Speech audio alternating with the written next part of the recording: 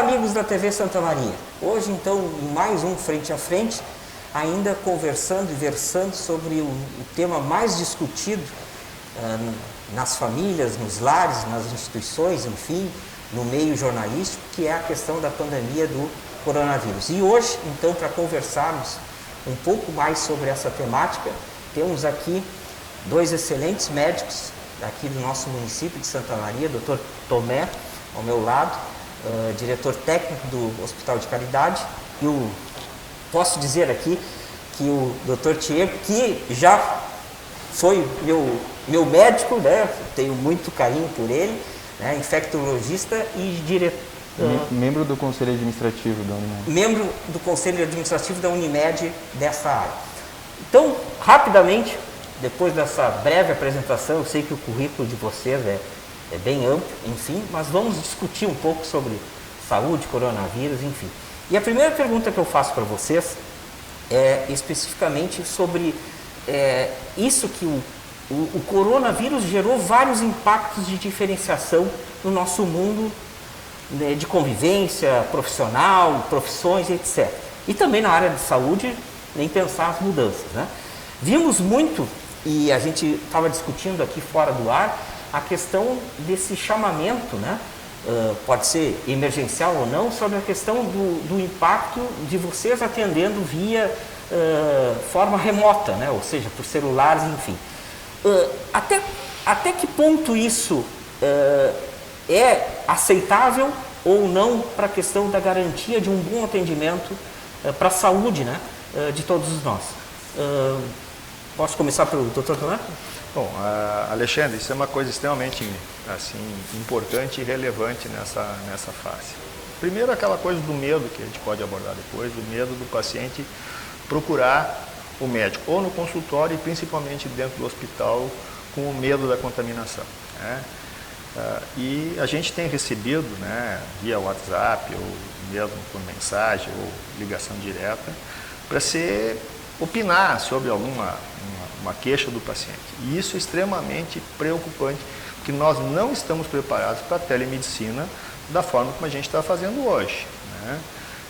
E uma boa medicina, um bom atendimento, ele é presencial, é conversar com o paciente, examinar o paciente, avaliar a hipótese diagnóstica, solicitar exames e aí praticar o tratamento, entendeu? Então, por telefone isso é extremamente complexo. Eu acabei de atender uma paciente agora, que também já me telefonou há 2 dias, não, tem que vir no consultório. A gente olhando no consultório é completamente diferente. Essa é uma pergunta excelente, é um tema a qual a gente pode compartilhar a opinião com quem está assistindo, que pode ser paciente de qualquer colega, e o entendimento desse processo nos dias atuais, a nossa opinião, eu acho que ela é bem-vinda. E a doença por si só, ela aconteceu numa avalanche, né, Alexandre? Ela aconteceu de uma forma muito rápida, dinâmica, nós nos preparamos da forma que foi, e uma das situações da qual nós acreditamos ter sido uma medida importante foi, num primeiro momento, dizer para os pacientes que tinham determinadas consultas eletivas, consultas que poderiam ser postergadas, que assim fossem feitas, pois isso trazia uma segurança para que houvesse uma menor circulação de pessoas em área crítica, como em consultório, como em hospital, e que deixasse o ambiente de hospital para situações de emergência, bem como o consultório. O andamento do processo nos fez preparar esse sistema de saúde, nos preparar, fez com que a gente aprendesse muita coisa, e o entendimento nos trouxe que essa situação ela tem sido mais segura para os pacientes, para que busquem o atendimento, para que façam o controle das suas situações crônicas.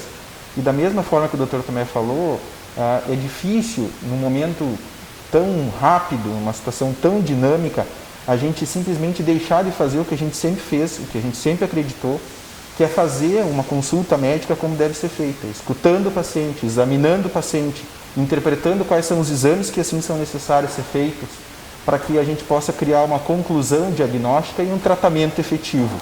Então, não se substitui, mesmo que tenha uma situação de um amparo do ponto de vista virtual, um aumento da dinâmica de conversação do ponto de vista virtual, tão importante para alguns aspectos, mas, em geral, a gente vai retomando situações que nós fazíamos antes, talvez de um jeito diferente, talvez não com um jeito diferente, mais seguro, mais sábio, com uma orientação, com um cuidado, mas isso está sendo retomado e acho que tem que ser mantido. Né? Acho que não pode mudar radicalmente algo que sempre deu certo. Claro.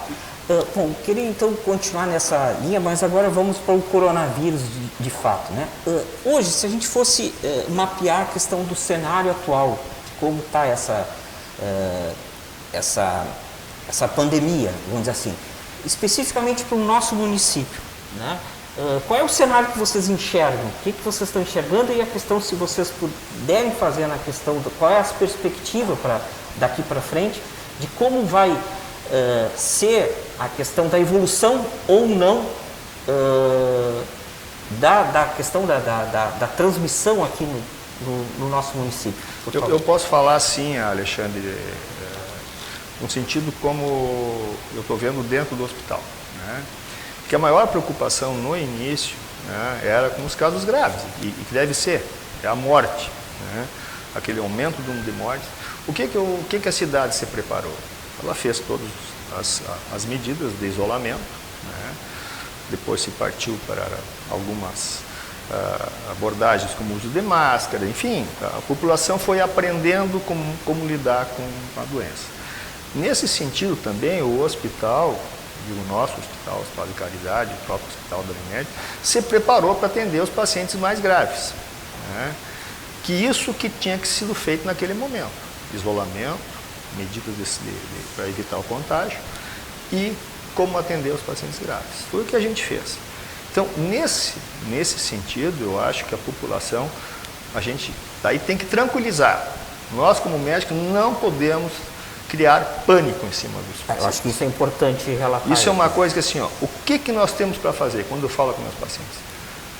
Foi feito o isolamento, vocês sabem quais as medidas que têm que ser feitas para se evitar o contágio e o hospital está preparado, os médicos que estão lá estão preparados. Então, nesse momento, a gente tem que aguardar. E eu digo, foi cedo, a gente se preparou, né? Só uma coisa é tu escutar na televisão aquelas coisas, e a medida de isolamento e de ficar, e daqui a pouco agora já está no segundo mês, já indo para o terceiro mês, e a gente está agora entendendo de que forma que ela está agindo em Santa Maria. Então, claro, por isso que a gente tem algumas coisas para dizer, e são coisas boas, né? Nós não tivemos uma catástrofe até agora aqui, a gente está extremamente bem preparado. Os nossos números no hospital assim, nos dão uma tranquilidade, uma segurança que nós temos como suportar, em princípio, se vier alguma onda. Isso o Diego pode dizer com mais segurança o que ele imagina daqui para diante. Diego. Eu resumiria em 3 pilares, sabe? Eu tenho tentado, assim, só para que as pessoas entendam, isso são conceitos que foram criados de uma forma dinâmica e analisando em tempo real. Todos nós somos desafiados para enfrentar uma situação totalmente nova. Isso é um fato histórico, nós vamos poder contar para os nossos netos o que a gente está vivendo agora, e isso não é invenção, isso é uma realidade pura. Ou seja, o 2020 ficou marcante na história por causa desse evento. Sem dúvida nenhuma. Ainda nós poderia imaginar que uma doença que aconteceu no outro lado do mundo em menos de 60 dias tinha caso na nossa realidade e na nossa beira de casa, assim. Então, isso é um elemento que não é discutível, isso é um fato. E eu resumiria essa ideia que eu tenho da cidade assim, sobre 3 pilares, sabe? Primeiro, o pilar da prevenção e educação em saúde. Eu acho que é difícil, frente a todas as informações que nós temos de diferentes ordens, mesmo que elas possam estar bagunçadas na cabeça das pessoas, e nosso papel como profissional de saúde é organizar, é tranquilizar, é ensinar, há uma prevenção maior. As pessoas sabem que tem que fazer a higienização das mãos, as pessoas sabem que tem que usar máscara, especialmente em ambiente fechado. As pessoas sabem que se tiverem doentes, elas podem estar com o coronavírus, como outras tantas doenças que seguem acontecendo, e elas sabem aonde ir buscar assistência de saúde, seja no sistema privado, bem como no sistema público. Então, foi criado plataformas de atendimento à distância, muito bem desenhadas, mesmo que a fase feita de uma forma muito acelerada, que deu segurança para as pessoas, que elas não precisassem ir correndo para o hospital por qualquer situação e pudessem ser orientadas. Esse é o primeiro pilar, que é o pilar da educação. O segundo pilar é o pilar do monitoramento. Então, a gente tem que estruturar uma rede, foi estruturada uma rede, uma capacitação, o município foi incluído, inclusive, na pesquisa do Estado em relação à vigilância epidemiológica, bem como foi amparado do ponto de vista do laboratório privado e estruturação de hospitais, para que a gente pudesse fazer o diagnóstico da doença. E o serviço de vigilância epidemiológica melhorou muito a sua estrutura para que pudesse nos dar a segurança de números, para que a gente pudesse visualizar como a doença está acontecendo aqui. E aqui eu queria fazer um parênteses, sabe, Marcelo? Por que tem mais casos em Santa Maria? Porque a gente está enxergando mais a doença. E isso é proposital, a gente quer enxergar a doente, de fato, que seja sintomático, que seja Covid, para isolá-lo, para que ele possa diminuir o spread, a disseminação de vírus na comunidade. Então isso se fortaleceu, esses dois pilares. E o terceiro, não tão pouco importante, porque daí que a gente faz diferença em mortalidade, é assistência hospitalar. Então, os hospitais públicos, bem como os hospitais privados, estruturaram o seu sistema de saúde, não está saturado, é um sistema de saúde que tem condições de oferecer o cuidado que precisa. E muito provavelmente, Alexandre, mesmo que a gente queira discutir sobre curva, pico, a gente não pode trazer dado que acontece em São Paulo, Rio, Manaus, Fortaleza, Itália, para a nossa realidade. A gente vai ter que enxergar o que vai acontecer no nosso nariz, porque daí a gente vai conseguir trazer a segurança para as pessoas, para elas ficarem tranquilas. Não eu vou repetir isso que eu vou falar agora, mas a gente não pode pautar nessas ações em extremos, nem em pânico extremado, nem em menosprezo, em dizer que não existe. A gente tem que trazer para uma zona de equilíbrio, para que a gente consiga andar com segurança, que a gente consiga fazer com que os aspectos sociais mudem, que as coisas giram, que a gente, vou parafrasear a doutora Jane, que a gente gire dentro de nós mesmos. Nós temos que ser bairristas nesse sentido, porque a gente tomou medidas eficazes e as coisas estão acontecendo dessa forma, porque a gente está colhendo os frutos. E o processo tem que andar de uma forma heterogênea. A gente não tem como andar como acontece fora. Então eu vejo com bons olhos a nossa cidade. Bom, vocês tocaram num assunto que eu estava aqui ansioso em questioná-lo sobre a questão, então, vamos lá para o assunto, o isolamento. Então, pelo que vocês estão falando, nós temos que ter isolamento, mas um isolamento mais flexível. É isso? Ou lockdown total ainda? A princípio, pelos números que a gente observa, né, e aí agora eu sou leigo fora da área da saúde, né, mas estatisticamente a gente observa que o Rio Grande do Sul e especialmente Santa Maria, nós estamos numa outra realidade, tu acabou de falar isso, né, em comparação a outras regiões até do mundo, né. Enfim, então, precisaríamos disso ou continua pela essa questão de uma boa etiqueta sanitária?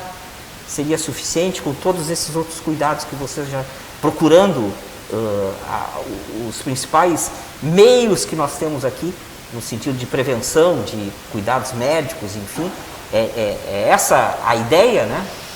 Olha, ou outro cenário? Eu acho assim, Alexandre, o lockdown não tem fundamento, né? Primeiro, se a gente for pensar na lógica, não existe, né? Não tem como tu fazer isso. Eu acho que em lugar nenhum... Só se nós estivéssemos vivendo uma catástrofe. Se nós estivéssemos numa catástrofe, ninguém sai, todo mundo está com comida em casa e acabou, e isso aqui vai passar em 15 dias ou 30 dias, que a gente até imaginou que no início poderia ser isso, a gente não sabe, né? Entendeu? Eu acho que a forma como foi abordado, né, e as discussões se é a hora de voltar total ou não voltar, isso é uma coisa que compete aos órgãos públicos para definir. Nós temos que ter uma diretriz, né, e a gente tem que procurar ajudar, né. E para isso existem números, dados e como tu vai fazer. Isso. Agora, é óbvio que todo mundo está preocupado, né, com a parte econômica. E isso não tem como dissociar. Eu não consigo imaginar que nós possamos estar discutindo hoje, né, quando eu vejo que quem fala que tem que confinar, ele está dizendo que que a parte econômica não interessa. Não, isso não existe. Não existe. Ninguém consegue manter qualquer serviço fechado hoje e funcionando por muito tempo.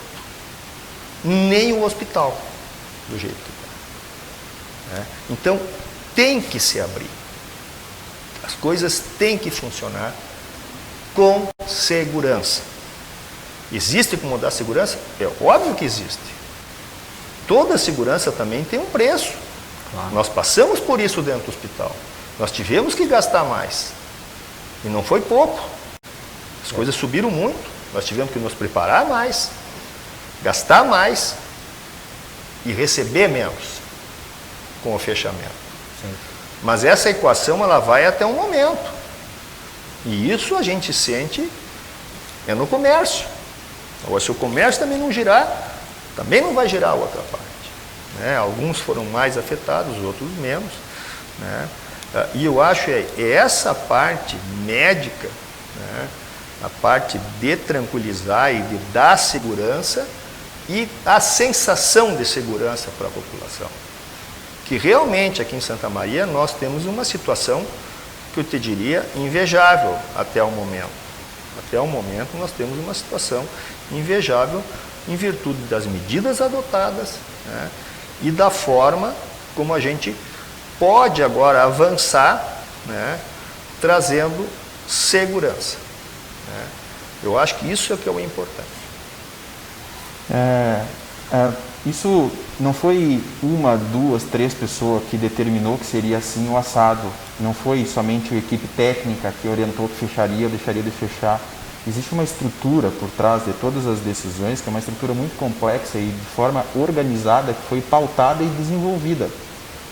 Existe uma hierarquia a nível nacional que determina, através do Ministério da Saúde, determinadas ações, isso no âmbito da saúde, que chega a conhecimento do governo do Estado e do governo do Estado, sobre uma demanda maior, distribui para os municípios, e os municípios, os gestores públicos, os administradores públicos, têm o dever de fazer a leitura da sociedade sobre o bloco da saúde, o bloco da economia, o bloco do aspecto social de ensino, e essa informação do ponto de vista da saúde nos cabe como técnico, porque nós estudamos, nós sabemos quais são as necessidades da estruturação do sistema de saúde, e mesmo que nós não sejamos entes públicos, nós atuamos de forma ativa para que houvesse uma melhor estruturação possível do sistema de saúde, para que a gente pudesse hoje aqui falar que há uma segurança, um monitoramento efetivo, um acompanhamento dos casos, um entendimento melhor sobre a doença. Então a gente consegue dizer sobre o âmbito da saúde, mas o gestor que vai responder pelo Estado, que vai responder pela União, ele está fazendo essa leitura e fazendo a ação de forma local. Isto nós pedimos para que seja olhado de uma forma regionalizada, mas que ao mesmo tempo que a gente diz que agora está mais tranquilo, que nós não conseguíamos dizer isso no passado, o futuro não tem como nós prever. Nós temos que analisar fatos, nós temos que analisar números, nós temos que ir conforme o dado do segundo pilar que eu falei anteriormente, fazendo avaliação epidemiológica e conhecimento da dinâmica da doença na nossa realidade. Mas, de fato, a impressão é de tranquilidade, mas não de menosprezo. Claro. Tem que se manter medidas eficazes de proteção individual, tem que se manter medidas eficazes de cuidados com grupos com risco maior, tem que se manter a orientação de que se sintomático tu tiver, tu tem que fazer um atendimento, seja por plataformas, seja presencial, que isto vai nos dar a manutenção desse aspecto de tranquilidade. Que a doença vai transcorrer na nossa realidade, como infectologista, eu falo para você, isso é uma realidade. Da mesma forma que ela veio, ela vai cruzar e talvez ficar. E nós não sabemos o que tem para frente. Isso nós vamos saber com o andamento. Mas que hoje nós estamos mais capazes de enfrentá-la, não tem dúvida nenhuma. Não só por mim, como para todos os profissionais de saúde, não só como médico, como enfermeiro, como técnico, como fisioterapeuta. Todo mundo passou suas angústias, todo mundo dormiu pouco, todo mundo se preocupou com a sua família, se preocupou consigo, mas a gente está enfrentando. E casos estão chegando, e casos graves vão chegar, e óbitos, infelizmente, nós vamos ter, porque isso faz parte do processo. Entretanto, quanto menos nós tiver, quanto mais cuidado de segurança e de etiqueta nós tiver, nós temos que ter atenção. E eu concordo plenamente com o Dr. Tomé. A economia faz parte desse processo.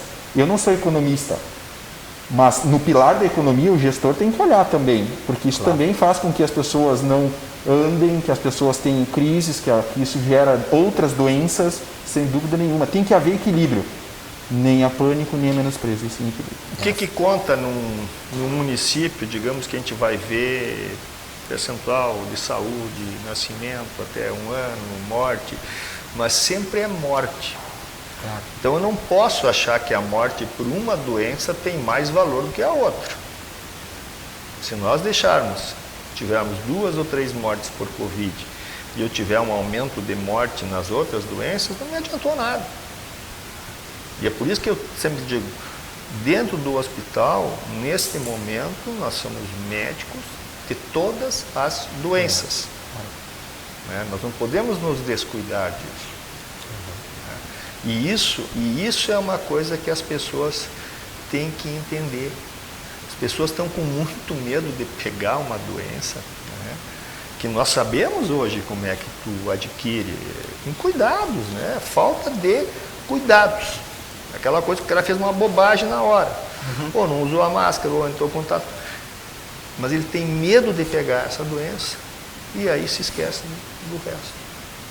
E aí nós estamos tendo pacientes chegando dentro do hospital, né, com uma doença avançada, que poderia ser uma coisa simples, alguns até morrendo em casa. Né, e isso a gente está vendo numa proporção que vem aumentando. Uma coisa que me chamou a atenção é essa questão, será que uma das explicações, não estou dizendo que seja a verdade absoluta, né? Porque tu mesmo falou a questão que a gente vai ter que trabalhar com os fatos que estão acontecendo no dia a dia.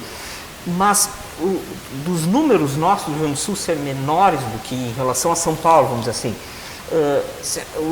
nós, gaúchos e gaúchas, nós temos uma etiqueta sanitária maior ou temos uma predisposição, vou dizer do meu jeito leigo, vocês me corrigem. São mais fortes. Eu vou dizer do meu jeito, somos mais guerreiros, vou dar até, eu ia dizer fortes, mas eu vou dizer, somos mais guerreiros, mais, enfim, ou vamos dizer assim... Eu gostaria que assim fosse, viu, Alexandre? Vamos acreditar eu imaginei que tu ia me responder isso, e também. Mas isso não é uma verdade. Eu prefiro ser mais pé no chão nessa resposta. Né? Eu acho que nós não somos diferentes e nós já tivemos equívocos que outros locais não tiveram em ações prévias, passadas. Eu acho que nós devemos ser humildes em reconhecer que nosso dever de casa até o momento está sendo feito. Então, eu acho que tu diz que é o dever de casa que foi feito corretamente, está explicando esse número baixo. Muitas perguntas não têm respostas certeiras, mas é difícil tu não valorar uma atitude que está sendo pautada com conhecimento local. Da mesma forma que é importante que as pessoas entendam que essas projeções que nós fizemos são projeções curtas, que continuam sendo monitoradas. E quando a gente pede aqui, que tu me perguntou anteriormente, eu não respondi diretamente se tem que flexibilizar, isso não é competência nossa, e sim do gestor que está fazendo a leitura de tudo. Sim, entendemos. Mas que a segurança do ponto de vista da saúde existe, sim. E o dado da ocupação hospitalar é um termômetro para isso. Ele é um dado que nos dá segurança para a tomada de ação. Não que eu, Diego, diga, que até eu nunca disse, em nenhum momento de todo esse processo, abre e fecha qualquer coisa, porque não é minha competência, mas eu digo sim que do ponto de vista de saúde há uma estruturação organizada para tal. E que as coisas podem andar e a monitorização continua. Nada impede que ali na frente se aperte a rosca de novo. E isso vai ser dinâmico. É uma doença dinâmica, é uma doença que não existe verdade absoluta. É que nem a fábula do elefante. Você conhece como economista muito melhor que eu. Sim. Pode chamar 10 técnicos. E cada técnico que se encostar no elefante que tiver vendado os olhos, ele vai agarrar a tromba e vai dizer que é uma cobra, vai agarrar a cola, vai dizer que é uma vassoura, a perna vai dizer que é uma árvore. Todos eles estão querendo acertar. O nosso papel é poder intermediar isso com o cuidado que merece e a gente discutir sobre diferentes formas para poder se ir do melhor dano possível. E o que eu acho assim, não temos como fazer uma comparação, não podemos fazer uma comparação nós com São Paulo. É a mesma coisa que a Tu gente diz por acha. causa da quantidade populacional? É circulação de Circulação, gente, sim. é mais Densidade. densidade populacional. Nesse caso é completamente diferente. Né? E outras medidas que foram adotadas, enfim, a gente vê que a máscara lá foi adotada semana passada como obrigação. Claro, Isso é um erro grosseiro. Mas nós também vamos dizer assim que nós somos como uma cidade como Santiago, enfim, que tem menos São Francisco de Assis, ou Cacequim, enfim, são realidades diferentes. Né? Agora, em termos de cidades da mesma densidade populacional, né, eu acho que o estado inteiro está bem. A não ser Passo Fundo, que teve um surto e saiu um pouquinho fora, acho que agora já está mais tranquilo, controlou, né, que no início foi, quase chegou a alcançar Porto Alegre, né, que pegou um grupo lá. Mas, enfim, eu acho que as medidas dentro do Estado, elas estão corretas. Né? A preocupação que eu vejo hoje, né, é a preocupação de todo mundo com a parte econômica. Né? Quando começou agora a ficou mais tranquilo, o pessoal está muito preocupado com isso aí. Né? E é uma preocupação natural. Agora, não é fácil para decidir isso. Né? A nossa parte aqui, eu diria assim, em termos de coronavírus hoje, da forma como foi abordado, a gente fez tudo que era possível, eu acho que tem o resultado, e nós estamos preparados hoje. Eu te diria que o sistema privado está preparado. Né? E eu te diria que o sistema público também está preparado. Né? O hospital universitário com seus leitos, o hospital regional com seus leitos. Né? Não temos nenhuma notícia que até agora a gente tenha atingido nossa capacidade total. Nós estamos dentro do limite. E ainda tem sobra. Não, tem sobra, na verdade. Né? Sobra, que eu te diria assim, numa medida de segurança, hoje a população pode ficar tranquila com aquela história que veio na cabeça das pessoas, que a pessoa olha assim e olhava para a Itália e não sabe quem é que vai para o respirador, ou quem é que vai morrer sem respirador. Isso não. Esse é um medo que as pessoas tiveram. Né? Agora, não é fácil de tirar esse medo da cabeça das pessoas, essas imagens. Né? Aí até que ponto isso aí é benéfico ou não. Eu só posso te dizer uma coisa. A parte emocional, psicológica das pessoas está extremamente abalada. Tanto pela história do coronavírus, quanto agora pela parte econômica. Né? E isso é uma coisa que vai ter que ser trabalhada. Né? De que forma? Isso a gente vai ter que ver, cada um ajudando da sua parte. Né? E a gente vê assim, atitudes das pessoas, que as pessoas estão angustiadas, às vezes discutindo por coisas extremamente simples, e isso acaba gerando uma série de transtornos para a gente conseguir assim, trabalhar tranquilo, né? Principalmente dentro do hospital que a gente vê isso. No hospital a gente tem todo dia essa angústia de conflitos. Um paciente internou e deu positivo ou suspeita, e aí todo mundo fica com aquele medo. Né? Isso é muito, muito desgastante. Essa é uma particularidade, né, Tomé, a nível social até. Então, as pessoas, nós vivemos um mundo hoje muito mais rápido, muito mais dinâmico. A gente resolve tudo numa mensagem, a gente resolve tudo num clique. A gente está querendo respostas rápidas e objetivas, preto e branco. Mas ou não é? É a ansiedade que o Tomé está falando. E isso está aflorado agora, mais do que nunca. É compreensível da nossa parte, como assistente de saúde, eu falo isso como médico, não como especialista em infecção, eu falo isso como médico, de entender isso. E também de informar e de salientar que tem que haver uma melhor ponderação sobre as coisas. Tem que haver um melhor equilíbrio.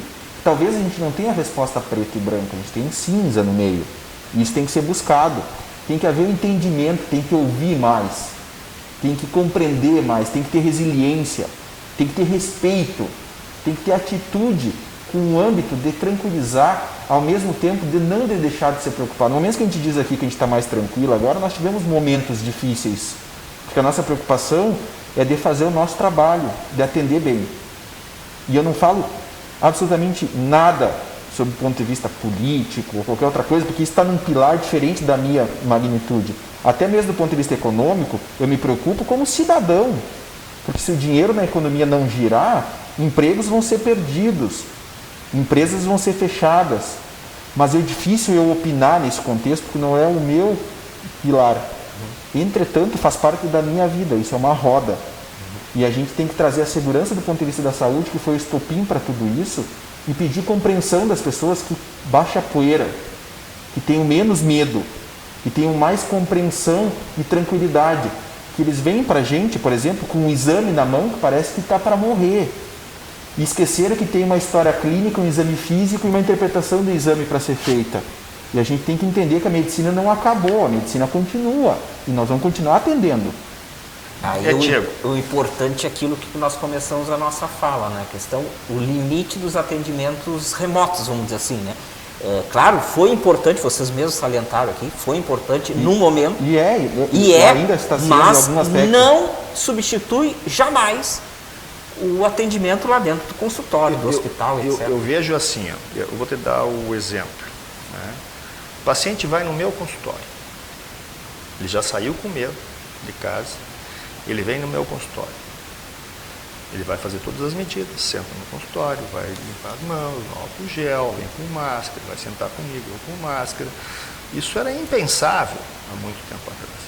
Agora tu imagina, eu vou conversar com o meu paciente, eu não vou examinar ele veio até o meu consultório, eu não vou lavar minhas mãos, isso é o normal, que eu vou examinar meu paciente, eu vou escutar o meu paciente e vou terminar o tratamento. Tu imagina que isso eu vou estar contaminando o meu paciente? Até pode acontecer se eu fizer uma coisa que não está correta. Daqui a pouco eu não limpei minhas mãos, ou eu estava com febre. E isso é uma coisa importante. As pessoas têm que cuidar. Se pudesse, todo mundo olhasse a sua temperatura em casa. Seria uma coisa extremamente importante. Às vezes o cara não sabe, o cara está com 37. Pô, mas tem alguma coisa errada. Um sinal, né? Então, se eu sou médico, eu vou trabalhar com isso? Não, eu vou ter que dar uma olhada. E assim são funcionários, pessoas que trabalham, olham em casa. Entendeu? Assim, então, nós tocamos no paciente, e isso é extremamente importante. Dentro do hospital, a gente tem que examinar o paciente. É essa confiança, né, que nós temos que passar para o paciente. Né? Agora, é óbvio que tu não vai chegar com outras pessoas, tu não sabe se o cara limpou a mão, se o cara está contaminado na rua, como já aconteceu. Agora, dentro do ambiente hospitalar, dentro de casa, alguma coisa, a consciência de cada um é extremamente importante. Extremamente importante saber o que tu fez. Se tu andou em contato com uma pessoa contaminada, será que tu tem o direito de pegar, sair dali sem fazer nada e entrar num outro grupo, alguma coisa, conversar? Não. E isso é tão importante, porque essas questões não somos nós também que estamos vivendo, isso o mundo inteiro está vivendo, né, Alexandre? Então, estudos, é uma doença que revolucionou até a parte da ciência, assim, tem estudos de números expressivos, assim, acontecendo, e o nosso dever de novo como profissional é acompanhar isso e trazer as atualizações. Muitas verdades que eu disse no passado, hoje eu vejo que não estava certa, porque é um conhecimento em construção. Mas a gente tem visto, eu falo isso como infectologista, que as coisas parecem estar se acomodando, parece que a gente está entendendo melhor e ela se aproxima muito do que nós já conhecíamos em algumas doenças. Pode ser que daqui a 2 meses eu tenha uma melhor impressão sobre a doença. Esse olhar dinâmico, esse cuidado dinâmico, essa responsabilidade de orientar as coisas no momento certo, fazem parte do entendimento e da tranquilidade das pessoas também. Tem coisas que nós antes orientávamos, que agora a gente já não orienta mais. Não é porque nós erramos lá atrás, porque lá atrás o conhecimento que nós tínhamos era esse. E a gente tem que ter o dever de fazer certo, de não orientar situações equivocadas, porque daí a gente está correndo o risco de se atrapalhar logo ali adiante. Então isso a gente confia que o empenho de todos, até nós estávamos brincando, eu Tomé, tu perdeu quantos quilos, eu perdi quantos quilos, não tem como. Sim. É momentos tensos para todos nós, e não paramos. E aqui eu falo nós, médicos, como eu falo com todos os profissionais de saúde, ontem foi o dia mundial do profissional de saúde. Respeito a todos, admiração a todos. Todo mundo é pessoa, todo mundo tem defeito, sem análises extremas. Respeitar diferenças, fazer com que a coisa seja mais parcimoniosa, que a gente respeite um pouquinho mais o ser que está no lado. Então, entender que às vezes uma pessoa fala alguma coisa não é porque ela falou porque ela queria, porque ela estava desequilibrada, buscar esse equilíbrio, trazer isso de novo à tona, pedir para que as pessoas saiam, mas com segurança, mas que não fiquem com medo de fazer alguma coisa porque tem uma pessoa a mais de 2 metros de distância. Calma lá, vamos com calma, vamos pisar passo por passo e ir andando para frente. E tu tocou nesse assunto que pode ser que a curiosidade de muitos que estão nos assistindo agora, né? E que vão nos assistir. Tratamento, perspectiva. Eu sei que vocês já falaram que essa doença tem a sua dinâmica e a sua dinâmica pode mudar. Perspectiva. Aí podemos tocar lá no assunto aqui, da tal da cloroquina. Né? Funciona ou não funciona? Enfim, ou outros. E, claro, e a gente sabe também na questão da vacina que precisa, provavelmente é para 2021. É isso? O que está... Eu acho assim, eu até, como cardiologista, né, até deixaria que o Diego abordasse primeiro, enfim, ele tem muito mais condições de falar das formas de tratamento. A gente sabe que existem várias fases dentro da doença e cada uma dessas fases tem um tratamento mais específico. No início foi aquela coisa, e usar aquilo, tu viu que eu está usando agora anticoagulante, daí o outro está usando não sei o que lá, que sim, parece que ia ser tudo a mesma coisa. Né? Claro. Mas eu acho que isso o Diego, acho que é o infectologista que tem muito mais condições de dizer. Eu posso fazer um comentário depois, enfim, da minha opinião, algumas coisas. Acho que primeiro de tudo, a opinião técnica, e eu falo isso com muito cuidado, ela está sendo pautada em aspectos técnicos, científicos, não leva em questão qualquer outro. A nossa decisão não é política, não é terapia da conspiração, não é porque a gente quer matar todo mundo, fazer todo mundo viver, não é porque eu vou para frente de uma live no Facebook e eu venho transcorrer sobre gráficos, ver isso, ver aquilo, não dá. Então eu ouso tornar isso uma atitude para discussão entre colegas no sentido de definição caso a caso.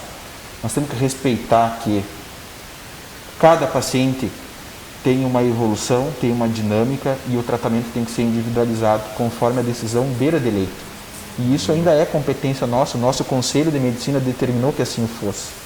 Sob do ponto de vista científico, os dados que nós temos hoje são dados que nos conduzem a dizer que nenhuma droga no momento tem eficácia in vivo. É diferente uma droga ter eficácia in vitro. A hidroxicloroquina tem uma mudança do pH da célula e in vitro provou que o vírus entra menos dentro da célula, mas a reprodutividade disso in vivo não nos demonstrou a mesma coisa. Pelo contrário, alguns estudos sinalizam que uma vez ela associada com outras drogas que nós usamos no tratamento, como antibióticos, por exemplo, se o paciente fizer infecção associada bacteriana, podem aumentar a cardiotoxicidade, pode aumentar desfecho negativo. Então, hoje, Alexandre, eu digo, do ponto de vista científico, não tem nenhuma droga específica para tratamento dos casos leves, porque a grande maioria dos casos leves, eles evoluem de forma benigna. Para casos selecionados, talvez haja algum medicamento, como um anticoagulante, dependendo da fase da doença, como o uso de corticoide, dependendo da outra fase, como o uso de algum anticorpo numa situação mais grave, como o uso de algum dispositivo intravascular diferente para fazer uma oxigenação externa, num caso extremado. Mas hoje, para que eu possa botar no papel e escrever para o doutor que está lá em Caximbinhas, possa dar para o seu paciente, eu não tenho como orientar isso do ponto de vista técnico. Mas casos selecionados individualizados, pode ser que isso seja necessário, a gente vai ver paciente por paciente.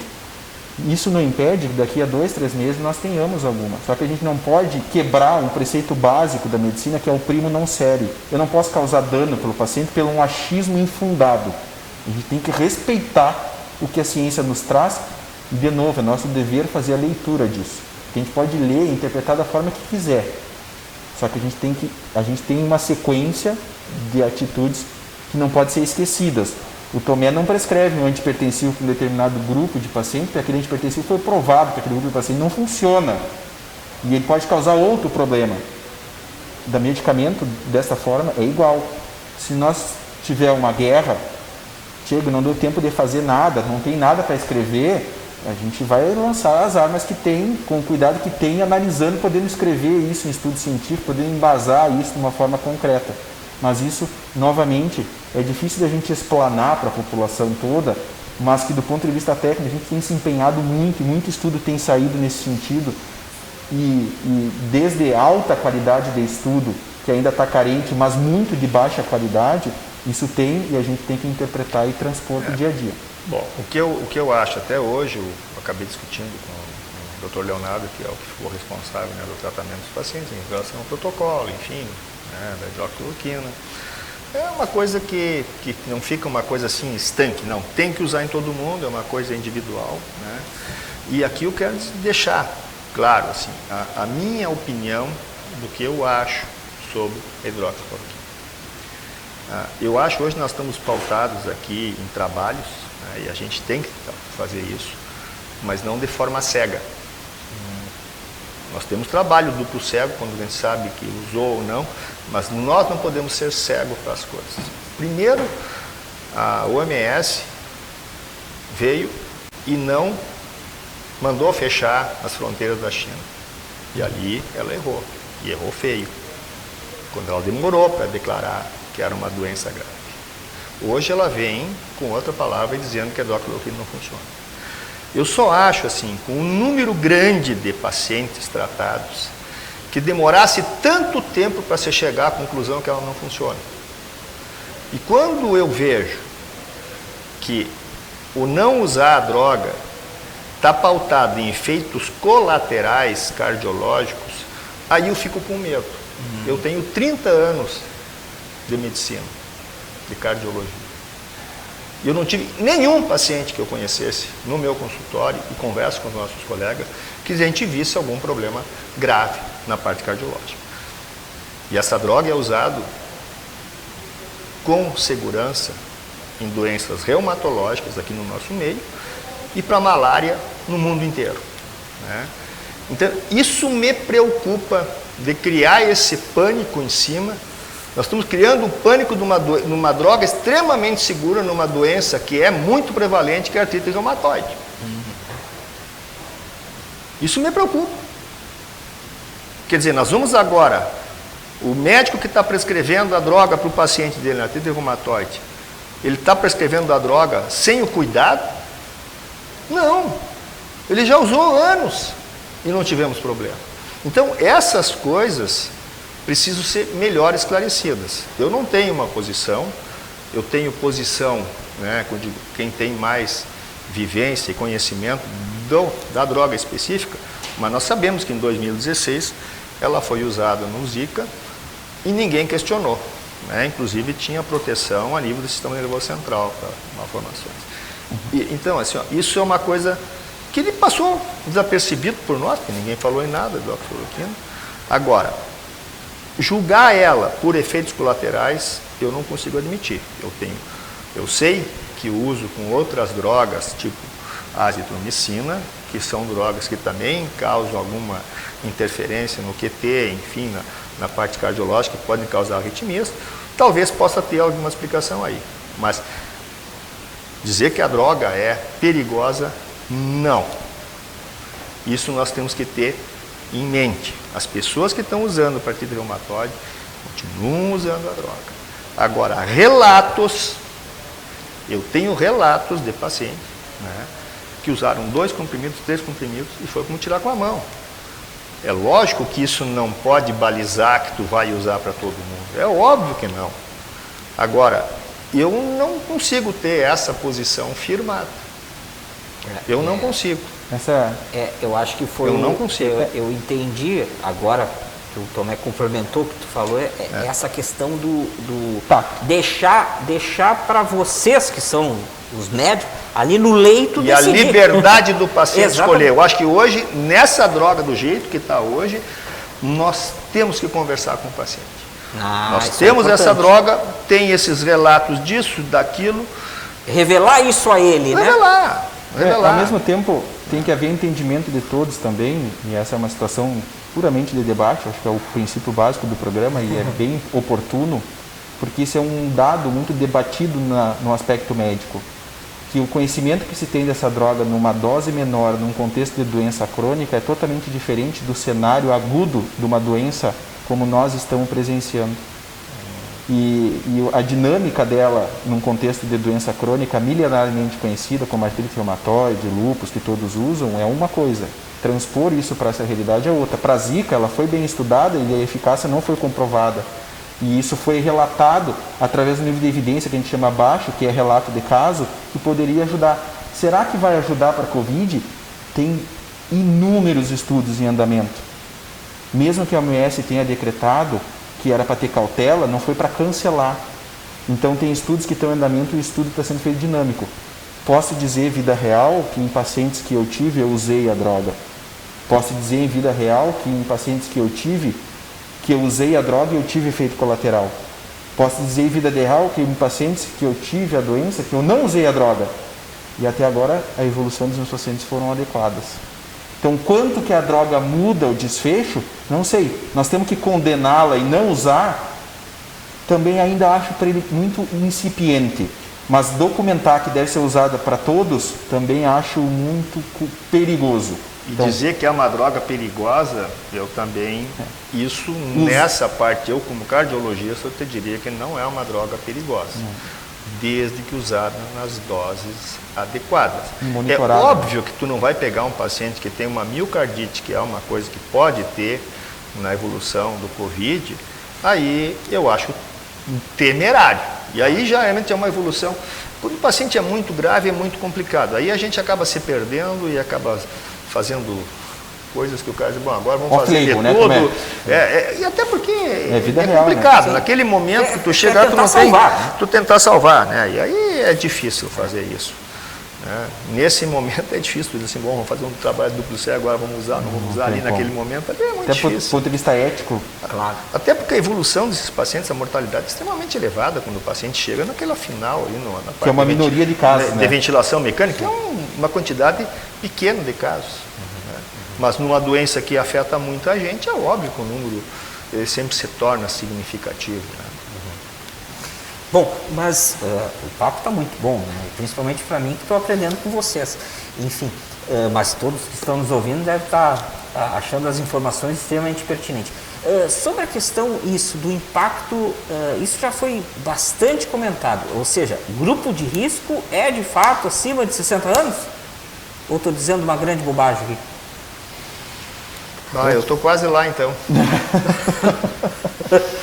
Mas eu não disse Ali, bobagem. batendo na porta. Mas eu não disse batendo bobagem. na porta. Não, eu acho que isso a gente pode conversar. Na verdade, o que a gente fala em grupo de risco? Eu vou te dizer uma coisa seguinte. Se a gente pegar 10 pacientes sem doença nenhuma, que não seja diabético, não seja hipertenso, bom, ele tem lá 62 anos. E nós vamos pegar o mesmo grupo, né, com 62 anos também, vamos fazer, pai. O cara é diabético, o cara é fumante, tem problema pulmonar, é hipertenso, ainda quer dizer que tem um câncer. O que tu vai imaginar que esse paciente possa? Qual é que vai evoluir melhor ou pior? Não tem. Então, isso é uma coisa lógica. Agora, aquele paciente que tem o diabetes e que tem hipertensão, ele não vai imaginar que ele vai ficar mais doente que o outro. O cara já está num pavor. Diz, bom, eu vou agora. sim, Agora é lógico, se ele tiver a doença, pode ter uma evolução mais desfavorável, pode. Então, isso não é automático, entendeu? E ainda mais, depende até do estado da doença, se o cara tem uma doença controlada ou não controlada. E até nesse sentido, quando começou, foi aventado a piora da doença em pacientes tomando certo tipo de medicamento, que depois não se confirmou, depois até foi o contrário. Não, parece que tem até um benefício, quem toma o inibidor da ECA, né, o bloqueador da angiotensina. Entendeu? Assim, são coisas muito novas. Eu acho que, para mim, grupo de risco, agora o Diego pode falar, mas... Eu acho que a minha situação é muito parecida, a interpretação é muito parecida da tua, sabe, Tomé? Mas também é importante que as pessoas entendam que existe um conceito de outbreak, de surto, e de pandemia, isso só se expande, assim. É a famosa curva de Gauss, vocês devem aprender isso em economia muito melhor que nós, né, Alexandre? Sim. Então eu tenho um elemento ascendente da curva, um topo, e logo lá no final tem um elemento descendente. Eu tenho extremos, que são casos leves, assintomáticos, que a gente tem visto uma proporção grande dessa doença aqui. Eu tenho o comum, que é o quadro de síndrome gripal, propriamente dito, e eu tenho as situações atípicas de maior gravidade, que estão nesse pilar de baixo aqui. Então, isto nos prova que esses pacientes têm uma característica em comum, diferente de outras infecções, que o paciente hipertenso e diabetes, especialmente com pouco controle, ele tem uma chance de evoluir para óbito já com qualquer infecção. Entendi. Mas com o caso de Covid, as estatísticas mostram que ele é um grupo mais prevalente. Ao mesmo tempo, há de se entender que por vezes morre um paciente que é jovem, que teve uma evolução atípica, mas o número é menor. Que nem as pessoas dizem, mas e criança? Diferente da influenza lá atrás, que nós perdemos várias crianças, infelizmente, gestantes, que nós tivemos lá atrás com risco alto. A característica fisiopatológica, é difícil de eu explicar, a dinâmica a nível de organismo é diferente. O vírus ativa uma cascata inflamatória diferente do contexto da influenza. E a presença de anticorpos contra a influenza que nós tínhamos já fazia uma reação cruzada protetiva para alguns grupos que Covid não tem acontecido. Talvez a gente venha entender maior lá na frente. Até porque o dado de mortalidade, que as pessoas se assustam, saem, discutem e postulam, gente, nós não confiamos no dado de mortalidade. Porque o dado de mortalidade tem um denominador que é o número de casos. E isso eu tenho que saber o número de casos. E eu tenho um iceberg aí de situações onde não tem um diagnóstico definitivo. Claro. Por isso o número de ocupação hospitalar é tão importante para a nossa tomada de decisão de atitude local, porque ali a gente não tem erro. Ali a gente fechou o diagnóstico, está dentro do hospital. Então essa dinâmica, esse olhar do elefante olhando sobre todos os aspectos é importante. É a mesma coisa que eu vejo assim, paciente acima de 80. Quando a gente vai olhar a mortalidade acima de 80, é a grande maioria dos pacientes, enfim. Né? Mas se tu pegar acima de 80 anos, 100 pacientes, digamos que peguem a doença, nós vamos ter 15 óbitos, nós vamos ter 85 que se escaparam. 85, então a ideia que o idoso tem é que ele já está o seguinte, se eu pegar, Tô indo. É morte. Não tem um termo dos pacientes, é 9 pau. Jogou o dado lá e os 9 foram. Na verdade é o contrário, se nós pegar 9 e derrubar 1, os outros 8 vão ficar de pé ainda. Sim. Né? Entendeu? Então não é assim. É lógico que se esse paciente idoso for para o CTI, aí você muda. Mas no geral, as pessoas que estão em casa, os idosos, não tem que ficar com essa coisa que se eu pegar eu vou morrer. Não é assim. E isso também é importante, né, Tomé, que a gente não está falando aqui, de novo, que não seja feita uma interpretação equivocada da conversa que nós estamos tendo, porque nesse momento de polarização, nós não estamos desvalorizando a pessoa que não evolui bem. A pessoa que não evoluiu bem, para aquela família ele é 100%. Se fosse a minha mãe, é 100%. A gente está tendo só o cuidado de interpretar o contexto todo. E eu quero que todos entendam que essa doença veio para ficar. Nós vamos conviver com ela. É mais uma do portfólio. Como a influenza continua acontecendo. Então isso não veio.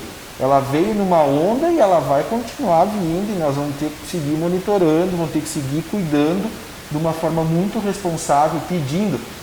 E eu aproveito até, Alexandre, pedindo e agradecendo, porque o entendimento de todos que tem que ter o cuidado, tem que ter a proteção, sem pânico. não com menosprezo, mas o sofrimento do empresário, do estudante, de todo mundo que está tendo dificuldade de aprender coisas com computador, quem tem computador, quem não está aprendendo no papel, Aí é outro problema brasileiro. que é outro problema. Então, a gente tem que agradecer porque houve essa estruturação do sistema de saúde e muito do que a gente está colhendo agora foi fruto do empenho de todos, não só da área da saúde, foi o empenho de toda a sociedade. E é respaldo também do gestor público entender, naquele pilar que eu expliquei anteriormente, a reconhecer isso e fazer medidas nesse sentido. Que a cidade parece estar andando dentro de si e eu concordo plenamente com o Tomé. Eu fiz residência em Curitiba, eu falei com um colega meu lá, o shopping está abrindo essa semana. E eles estão vendo a mesma coisa, o shopping está aberto e tem ninguém dentro. Está todo mundo com medo. Nós usamos máscara antes. Ah, máscara protege, não protege. Isto é uma sensação de proteção que aos poucos nós não vamos precisar estar mais usando máscara. Aos poucos na rede, nós vamos usar isso, olhar dinamicamente e entender o contexto atualizado. Essa é a atitude. O que eu vejo assim, ó, é que daí na parte, digamos, empresarial e coisa, que a gente está conversando aqui hoje numa conversa realista, nós estamos aqui para orientar, né, e não para causar pânico. Nós estamos preparados disso, nós estamos preparados lá. Todo dia nós estamos chegando um pouquinho mais de casa agora. Né? Os últimos nós temos preocupação com frio também. Nós estamos preocupados. Agora, se a gente for olhar, e se a gente pudesse conhecer quem está positivo e tem o IgM que está com um anticorpo, eu te diria que hoje nós, aqui, para saber que a saúde é a coisa mais importante que uma pessoa pode ter. Quando um doente enxerga um outro com saúde, ele enxerga uma aura em cima da cabeça, parece aplicar lá, está abençoado. Né? Cada um enxerga isso. Quando a gente perde a saúde, aí a gente se dá conta da importância. E eu acho, sim, que uma campanha, prefeito, classe empresarial poderia fazer, nós temos que enxergar as pessoas hoje que eu diria que são abençoadas. Paciente que já teve, ele pode dizer, eu não digo que estou curado, porque a gente não sabe ainda, daqui a pouco ele diz, pode ter pego e ainda está. Eu tive o vírus. Que ele pudesse usar uma roupa e andar na rua e para as pessoas começar a enxergar cada dia mais pessoas que já foram infectadas, que já passaram por isso. Eu te diria que essa parte, na parte psicológica das pessoas, seria extremamente importante. Quem já fez um teste, tem um teste positivo, que ele recebesse esse rótulo, né? Tu já foi infectado e provavelmente está imunizado, né? Que é uma coisa que não teria assim, mas eu já tive, eu posso não estar imunizado, ele tem que continuar se cuidando, mas são pessoas que, todo mundo olha e não sabe se o cara já teve ou não teve, é óbvio que muitas daquelas pessoas ali já tiveram, né? Então, tem que se imaginar como a gente vai melhorar a parte emocional das pessoas, entendeu? Já pensou tu enxergasse, se tu enxergasse um monte de pessoas, todo mundo tivesse a sua carteirinha, não, eu tenho a carteirinha aqui e eu já tive. Pronto, mas ele tem que se cuidar. O Tomé é um vanguardista, isso já foi pensado no mundo, tá? Isso já foi pensado no mundo afora, assim. Mostrar a carteirinha. Mas eu só faço um pequeno alerta. A gente tem que tomar um pouco cuidado do ponto de vista técnico, porque isso da questão do curado ou não curado? Isso. É protegido ou não protegido. Carece de uma qualidade do teste diagnóstico que ainda nós não temos. Existe uma faixa, um N muito expressivo de pacientes que tem teste falso positivo. E que isso o coloca em condição de vulnerabilidade, de predisposição a adquirir a doença, e a interpretação desse teste é muito difícil, porque ao mesmo tempo que ele chegou no Brasil, chegou um lote muito grande e a gente não sabe muito bem o que é um, o que é outro e como interpretar. O teste de maior confiabilidade que a gente tem hoje é o exame de PCR, que que é um teste que o município se esforçou de forma substancial para fazer em pacientes com sintoma, para isolar esse paciente, porque teoricamente esse paciente tem uma carga viral maior, um risco maior de transmissibilidade do que o indivíduo assintomático. Porém, tudo isso está sendo analisado. E o teste sorológico, a evolução da ciência tem nos trazido um teste de qualidade melhor, inclusive estudando o potencial dele para dizer realmente esse anticorpo que tu tem aí te protege quando tu não pegar. Pode ser que em breve a gente tenha essa informação, tem um estudo muito interessante em cima disso, mas ainda a gente não consegue dar essa confiança de dizer para o indivíduo que realmente ele não vai pegar de novo. Como a gente diz para a toxoplasmose, Alexandre. Como a gente teve o surto de toxoplasmose e as pessoas que tiveram, a gente diz, tu não vai pegar esse quadro de novo que tu teve aqui. Sim. Porque a toxoplasmose a gente conhece, o coronavírus ainda não. Tomara que a gente consiga dizer isso em breve. E que a vacina, que você perguntou lá atrás, ainda é um processo muito longínquo, porque vacina, estudo de vacina demora demais. E eu acredito que a imunização coletiva talvez seja a forma mais efetiva de a gente controlar e ter essa segurança para a dinâmica. Ao mesmo tempo, eu concordo plenamente com o Tomé falou em relação à tranquilidade, é nosso dever de dizer que nós passamos momentos difíceis e que a gente está num momento muito mais inteligente, muito mais vigiado, muito mais cuidado agora para enfrentar o que a gente tem no futuro. E que isso de agora proporciona a segurança do que a gente tem na frente. Se a gente tiver que reverter ações, nós não vamos hesitar em fazer isso, porque a gente não vai fugir da responsabilidade. Ao mesmo tempo, os outros setores, economia, comércio, têm que se movimentar de tal forma para criar estratégia para fazer a roda girar também. No quadradinho da saúde a gente está se virando muito. O setor dos demais setores também assim tem que ser feito para criar estratégia, para mudar, para fazer adaptações, tentar se reinventar nesse contexto de crise. O Tomé é diretor de uma instituição privada, eu trabalho numa instituição privada, a gente tem feito o máximo possível para poder trazer para as pessoas que nos usam os nossos serviços estratégias para que eles sofram menos dano nesse sentido, do ponto de vista econômico também.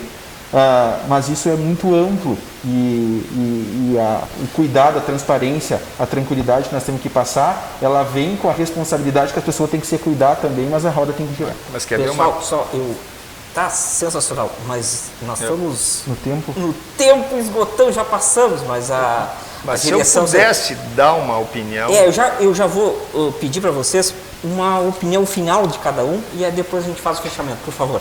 Bom, assim, o que a gente viu em termos de segurança hoje para causar segurança dentro do hospital, né? Protocolos para cirurgia que a gente está dosando, agora nós estamos, enfim, partindo para praticamente dosar quase todos os pacientes que vão chegar no hospital, porque a gente não tem. Então, isso demonstra que a insegurança, né, do prefeito ou do governador de abrir, ele tem, e nós temos esse problema dentro do nosso hospital. Primeira coisa que eu acho, sem teste, eu não consigo ir a lugar nenhum. E com teste, com confiança. Nós temos hoje uma dificuldade que, até há pouco tempo, os testes tinham que ir a Porto Alegre, e vão a Porto Alegre.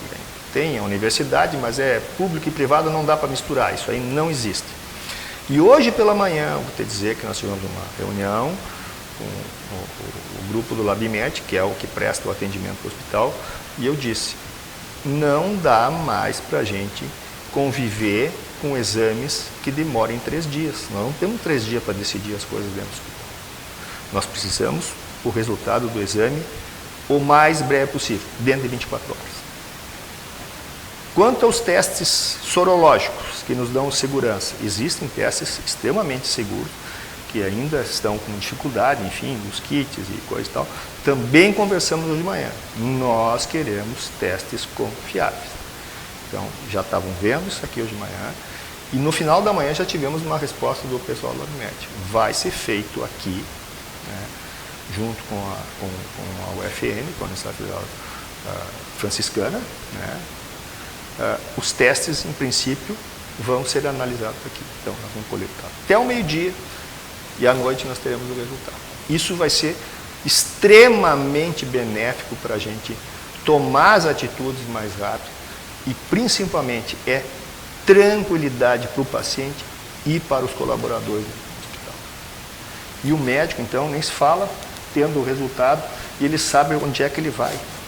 Nós não conseguimos caminhar com segurança sem ter um exame. E esse exame, o PCR, quando ele demonstra que tem o vírus, é praticamente 100%. É quase que impossível que tu tenha um falso positivo, né? Então, acho que tem coisas boas, né? Isso dentro do ambiente hospitalar. E a outra coisa, mais uma vez, o Hospital de Caridade montou um hospital completo para atendimento exclusivo dos pacientes com o Covid-19, né? Então, eu acho que, nesse sentido, a gente está dando a tranquilidade, né, que os pacientes precisam, né? E dizer que a gente vai vencer essa batalha. Isso é uma batalha, um grupo está na frente, que é o grupo dos médicos, colaboradores, enfim, enfermeiros, técnicos, nutricionistas, enfim, todos envolvidos nessa, e a gente está vencendo aos poucos. A gente sabe que vai conseguir chegar bem no final dessa história. Que bom. Torcemos por 2 frases, por favor. Respeito ao próximo, cuidado com as interpretações exageradas, sem movimento brusco, vou passar as 2 frases, e agradecimento ao empenho de todos e o entendimento que está sendo um processo dinâmico pautado em análises bem responsáveis em âmbito público, privado, do que for competência da área da saúde, e que isso se estenda para as demais situações também, para que a redução de dano seja a menor possível. Nós queremos sair uma sociedade melhor. Nós vamos sair uma sociedade diferente, mas uma sociedade melhor. Eu tenho esperança nisso. Não sou pessimista por natureza, sou otimista por natureza. Que bom, que bom. Bom, então estamos finalizando esse frente a frente, totalmente distinto, diferente, tentando correlacionar questões de informações, economia, saúde, mas centramos muito mais na saúde, com 2 excelentes profissionais. E aqui então encerramos mais um frente a frente e até a próxima oportunidade de se debater mais um tema polêmico ou não aqui no nosso programa, aqui na nossa TV Santa Maria.